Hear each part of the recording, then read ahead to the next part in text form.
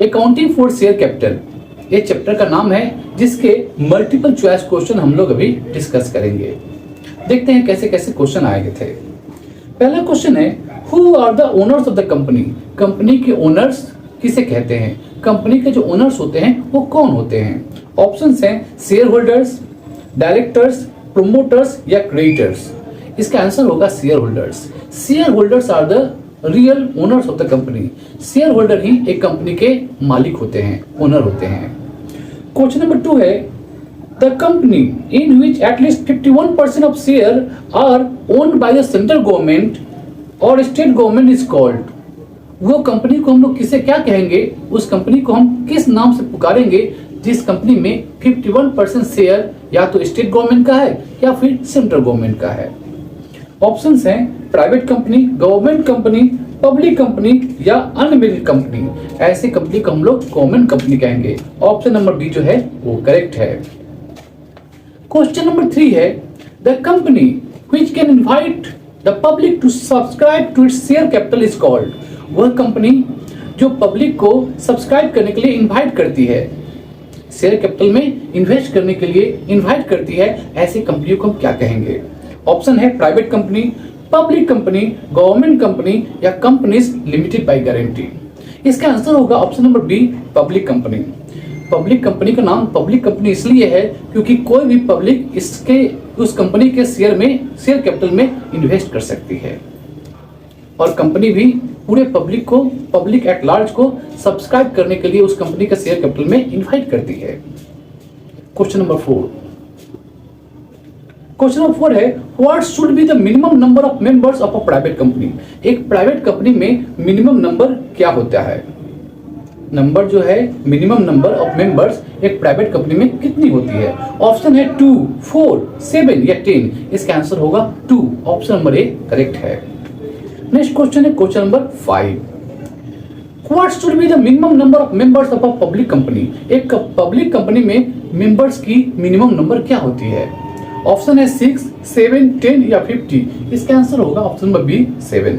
7 is the minimum number of members of a public limited company.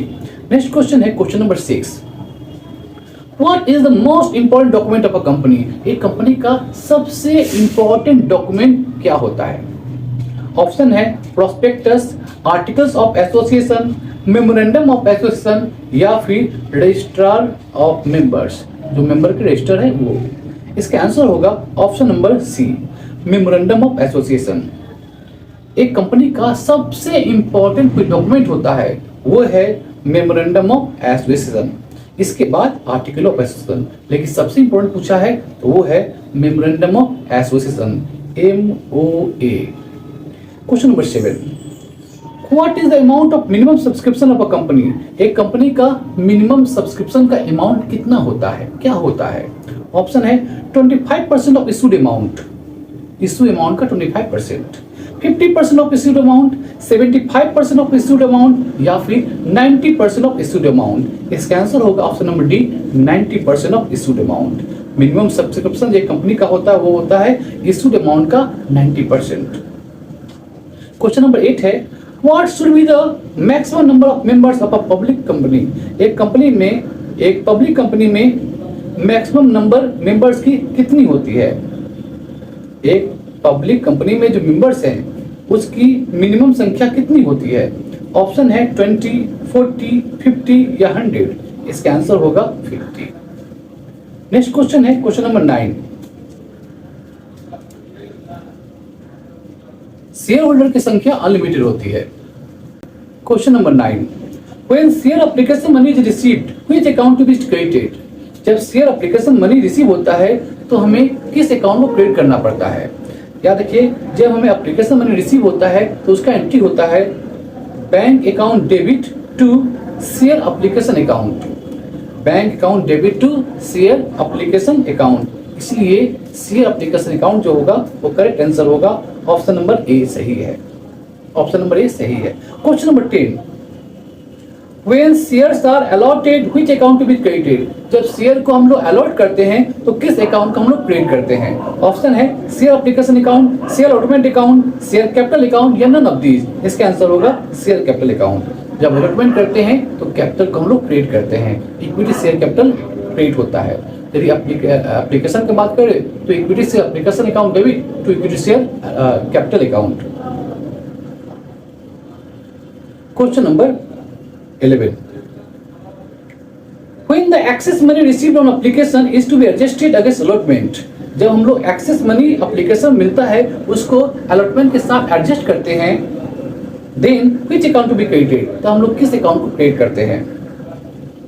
Option है share capital account, share allotment account, share application account या फिर share call account. इसका answer होगा option number B, share allotment account. जब हम लोगों को excess money मिलता है एप्लीकेशन पर तो उस एप्लीकेशन के पैसे को हम लोग शेयर अलॉटमेंट के साथ एडजस्ट करते हैं इन द फ्यूचर, इसलिए यहाँ पर एंट्री होगा इक्विटी से application account debit to equity से अलॉटमेंट अकाउंट, अर्थात इक्विटी से अलॉटमेंट को हम लोग क्रिएट करते हैं, इक्विटी शेयर अलॉटमेंट अकाउंट ही क्रिएट होता है। इसलिए ऑप्शन नंबर 11 क्वेश्चन का आंसर नंबर बी जो है सही है, option number B is correct.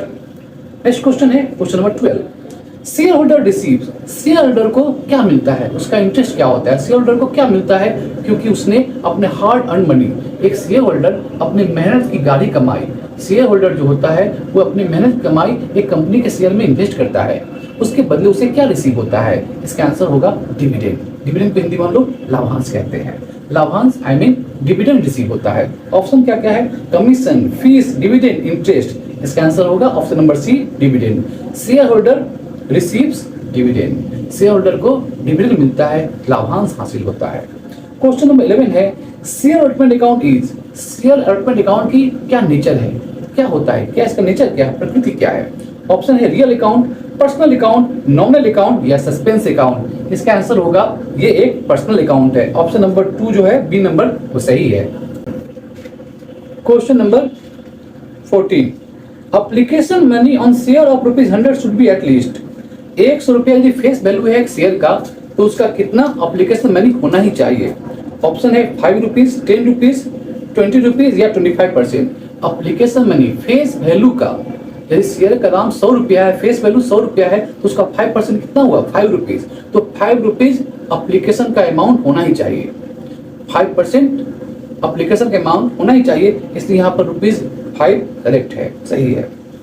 Next है question 15 number question, 15 number question, in which account the amount received over and above the nominal value of share should be credited.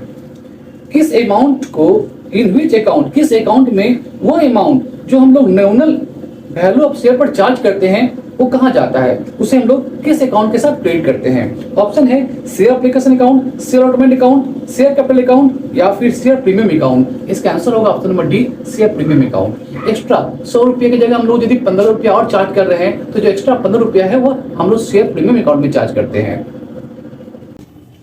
आप लोग बात करेंगे question number 16 का, when shares are forfeited by which amount is of the shares capital amount to be debited। जब हम लोग forfeit करते हैं शेयर को, जब्त करते हैं शेयर को, तो किस अमाउंट को हम लोग डेबिट करते हैं? ऑप्शन है nominal value of share, issued amount, called up amount या paid up amount. Called up amount, called up मतलब ये हुआ यदि हम लोगों ने 10 रुपया एक फेस वैल्यू का शेयर का दाम रखा है, उसमें से हमने 8 रुपया कंपनी ने शेयर होल्डर से मांगा है, यदि कोई शेयर होल्डर देने में असमर्थ हो गया, नहीं दे पाया, लास्ट कॉल जो 2 रुपया का है, तो कंपनी ने 8 रुपया ही कॉल किया उससे, तो 8 रुपया ही कहलाएगा कॉल्ड अप वैल्यू। यही अमाउंट डेबिट होता है जब प्रॉफिट होता है कंपनी का, तो शेयर का। नेक्स्ट क्वेश्चन है question number 17 number question, the share holders who get preference as regard dividend and refund of capital are called.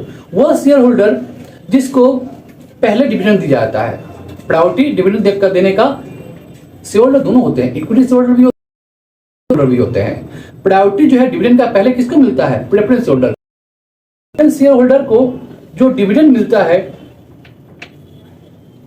Preference share holder को जो डिविडेंड मिलता है और कैपिटल का रिफंड होता है, रिफंड ऑफ कैपिटल, उसे क्या कहेंगे? उसे कहेंगे हम लोग प्रेफरेंस शेयर होल्डर। ऑप्शन क्या क्या था? Equity share holder, preference share holder, debenture holders या नन ऑफ दीज। इसका आंसर होगा प्रेफरेंस शेयर होल्डर। नेक्स्ट है question number 18, preference share holders get dividend at. Preference share holder जो है उसको डिविडेंड मिलता है किस रेट पर? ऑप्शन है fixed rate, fluctuating rate, flat rate या नन ऑफ दीज। इसका आंसर होगा फिक्स्ड रेट पर। Question number 19, the internal, question number 19 है द इंटरनल, क्वेश्चन नंबर 19 है the interval between two call should be, दो call के बीच कितना दिन का गैप होना चाहिए, एटलीस्ट कितना दिन का गैप होना चाहिए दो कॉल के बीच, more than 1 month, less than 1 month, 0 month, more than 2 month. इसका आंसर होगा option number A, more than 1 month, एक महीना से ज्यादा टाइम होना चाहिए, 30 दिन से ज्यादा दिन का गैप होना चाहिए। जैसे अलॉटमेंट का कॉल आज हुआ तो जो फर्स्ट कॉल होगा उसके बीच एक महीना गैप होना ही चाहिए। Question number 20, subject to the companies article, company के आर्टिकल को ध्यान रखते हुए permitting interest on calls in advance, जो कॉल्स इन एडवांस होता है उस पर इंटरेस्ट कितना रेट पर हम लोग परसेंटेज पर हम लोग देते हैं। ऑप्शन है 3%, 6%, 12% या 15%। इसका आंसर होगा option number B, 6%। Next question है 21 number question.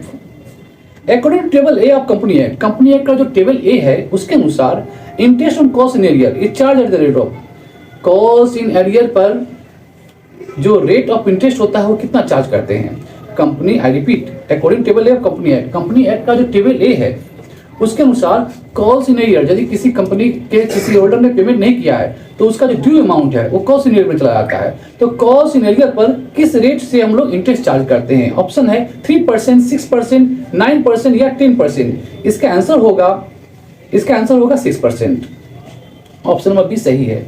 Question number 22, after reissue of forfeited share, forfeited share के रीइश्यू के बाद the balance of forfeited share transfer to, जो फॉरफिटेड शेयर का बैलेंस होता है उसे हम लोग कहां ट्रांसफर करते हैं। ऑप्शन है share capital account, reserve capital account, capital reserve account या नन ऑफ दीज। इसका आंसर होगा capital reserve account. Option number C जो है सही है।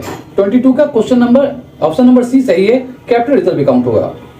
क्वेश्चन नंबर 23 बोल रहा है discount on issue of share, issue of share पर जो डिस्काउंट होता है वो क्या होता है, capital loss, revenue loss, total loss या none of them.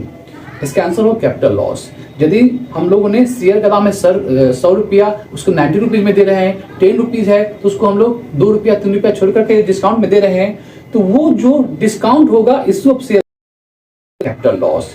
Option number A सही है। अब लोग लास्ट क्वेश्चन में आ गए 24 number question. Discount on reissue of forfeited share should not be more than, जो फॉरफिटेड शेयर जो हम लोग रीइश्यू करते हैं फॉरफिटेड शेयर का है वो कितना होना चाहिए।